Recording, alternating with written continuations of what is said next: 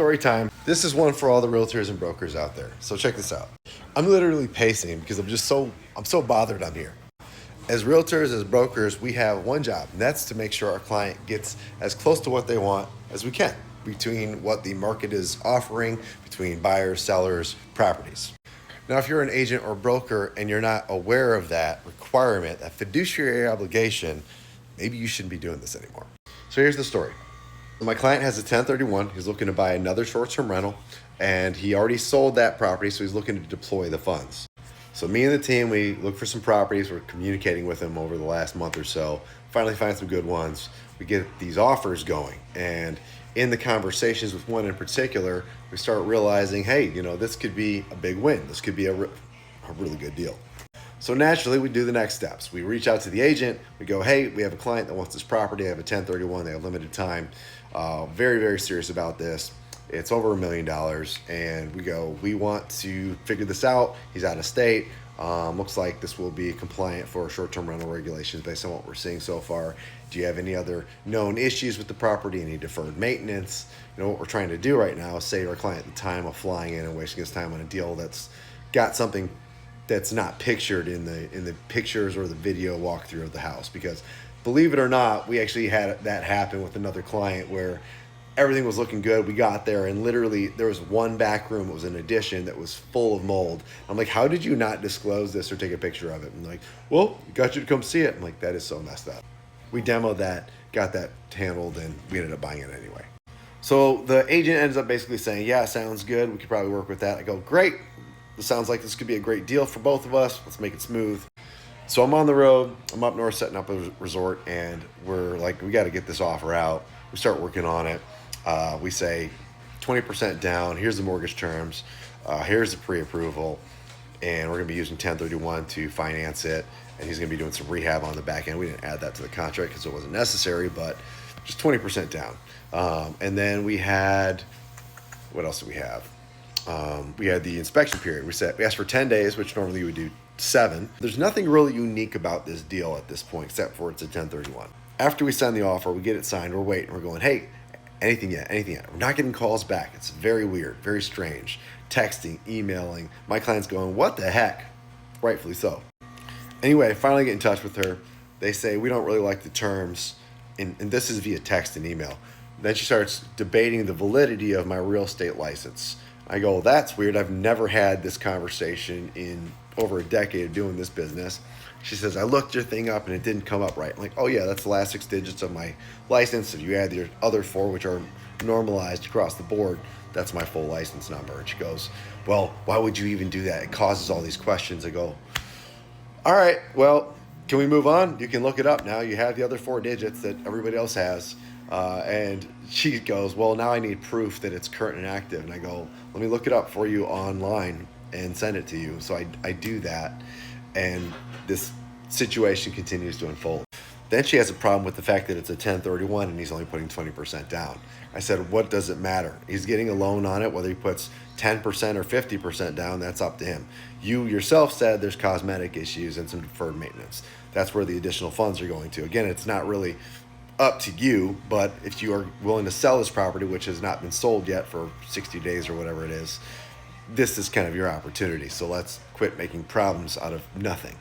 Then she says, listen, we need to make sure you're legit and he's legit, because we already know all the buyers are going to come here, go to the inspection, and then exit the deal. That's how it goes. And I go, that's literally not how it's supposed to go. In fact, there's no benefit to my client booking a flight to come out here to kick the tires and walk away. You must have some other issues that have happened on some of your other projects, but this is not that. We're very serious. We understand there's cosmetics. We're not worried about it because, frankly, he's going to redo the whole place. The only thing that will matter is foundation, any kind of mold or safety issues, big roof items, maybe mechanicals. But anyway, the lady goes, hey, I want you to send it over with more of the things filled out. You missed a couple spots. I said, okay, I will do that. We send it over. Guess what happens? A few days later, we still don't hear back from her. I get another text saying, oh, I forgot. We did ask for seller concessions on the first round. They said they don't want the 3%. They actually want it to be a maximum of $10K.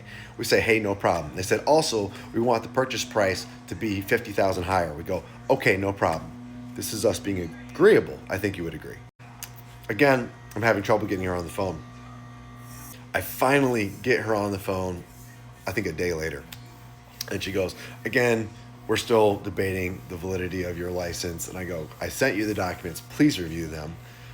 We are legit. We've been doing this. And I added our mortgage lender, our title company, and our other team member for our Airbnb and second home team. And all these people are going, yep, we're ready to go. You have the pre-approval. Let's do this.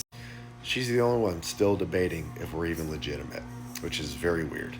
So I get on a call with her and I go, listen, are we negotiating to do a deal or to not do a deal? And she goes, what are you talking about? Like, I've never had somebody be so rude to me. And I was like, this isn't being rude. This is me trying to figure out if we're gonna actually make a deal happen. You've asked for all these things. We've been pretty much agreeable to everything. You've asked for a higher price. You asked for this. And she goes, oh, but you know what?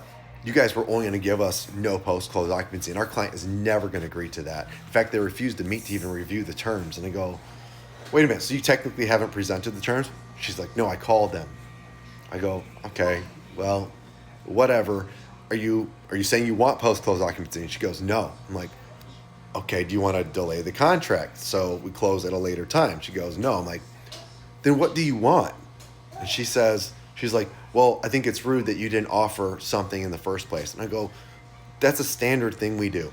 If you want something, just say it. We've been agreeable. We've agreed to a higher purchase price, lower seller concessions. You've questioned why we only have 20% down. I said we could put 30% down if that makes you happy. Like, you've agreed. She even wanted the deposit before we see the property. So our client even agreed to put down the deposit before we even buy the property, before we're even under contract, which is pretty abnormal. So we're being so agreeable, I think. And yes, I'm pushing back on her. I'm going, just tell me the terms your clients want so we can get this done. My client is easy. He's just trying to satisfy his 1031, and this lady is just not being helpful. So then I go, listen, you just tell me what you need to get this done, to put it in front of your client so they'll be happy. And she goes, I'm not going to be talked to like this anymore. And I go, what are you talking about? I'm asking you what we can do to make you guys happy. Just tell me. We'll put it in writing. We'll give it to you. We'll do all the things that you want. Just tell me. She goes, I've never been talked to like this in 42 years of real estate, 30 years of property management, blah, blah, blah. She's like, if you don't lower your tone with me, I'm going to hang up. And I go, what tone are you talking about? The tone of how do we solve the problem that both of our clients have? That's all I'm here to do. You tell me what you want. I will get it to you. We will close $1 million deal. And then I got hung up on. That's the quality of agents sometimes. Anyway, since all of that, we're now pivoting to another property that we found on market. And now her seller is going to suffer dealing with 42 years of experience from her incredible agent.